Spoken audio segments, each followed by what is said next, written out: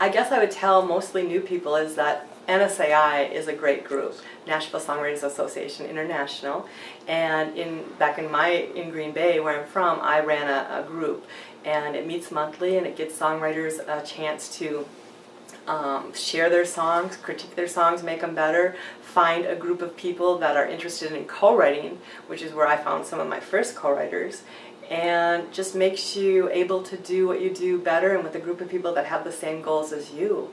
So it's great to get, and even if you don't have an NSA group, if you can start a songwriting group or people that are wanting to do the same thing that you do, then I think here, you do have to get here, or depending what type of music you do at New York or LA, you do have to get to a music hub where that's going on. Some people who are who are playing in a band or that kind of thing, they can do a little bit more because they can tour or travel or do whatever. But if you're just a songwriter, you need to come where they're writing songs. And the Writers' Night is a great place. Or like your third Sunday event, it's where all writers go and they sing their songs, and it's so simple to say, I love what you do, here's my card, would you like to get together? And what's the worst somebody can say? No, and I've had a lot of no's, or people that never called, but I've had a lot of people that have called too. And that's where you start. You start with your own group of people that are doing the same thing that you do. And then every once in a while you meet someone somehow, some way, through somebody else that might be a little bit farther down the road on their journey than you are. And wow, they might have, maybe a deal, or they might have a cut or something, and that's wow, that's very cool. And then you're introduced to their circle of friends. So it's really just a networking thing, and even more so than networking, really sincerely becoming a part of that community. So I'm always on time for my appointments. That's a really big one. I know that's not true of everybody, but for me it's something that I just strive for. I also come prepared. That was the other thing. I come prepared. When I deal with people in the industry, I listen more than I talk. I think that's a huge thing that people can benefit from is, listen to what people are saying and what they're, repeat back to them. If you're not sure, it's great to always repeat back and say, this is what I'm hearing that you want or that you need. And I think if you just listen a little bit more than talk, you've got a great start. I try and dress, Nashville's really casual. It's a jeans and very casual place, but I try and dress, jeans and a nice top or anything. I just try and dress a little bit like I'm going to a business, a casual, maybe casual Friday business meeting. Because I think really with meeting all of these new songwriters and these new people, first impressions are very important. And you never know who's going to show up at your writing appointment, or here at the office or at Scott's office. So I don't ever want to be like a bad thing, anything for the company, because they are very professional. And most of the places, most of the publishing companies, most of the labels that I visited run a pretty tight ship. So I just try and be prepared, professional, and do a lot of listening.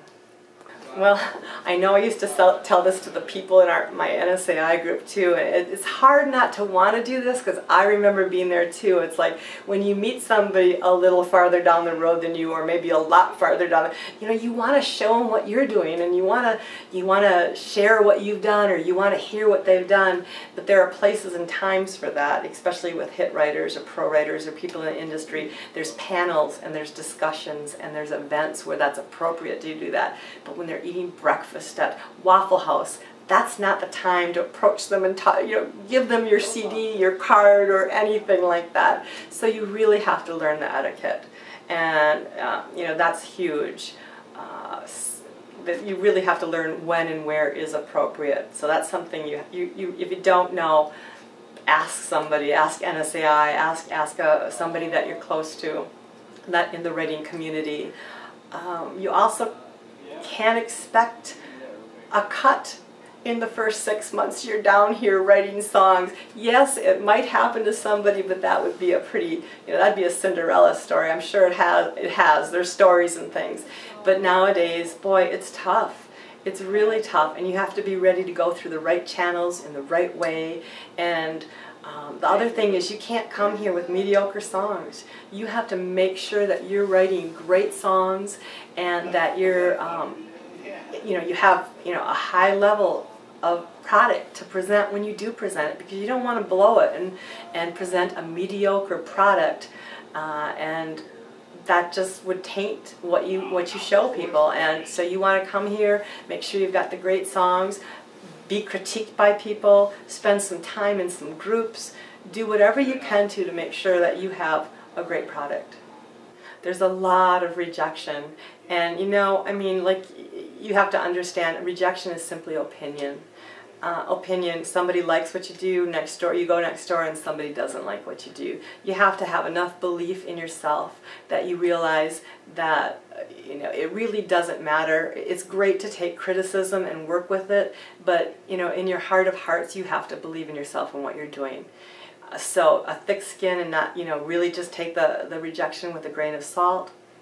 I believe that you have to have a huge amount of tenacity. You have to want to do this so bad that it just really almost overrides everything else in your life. Because I think there's a lot of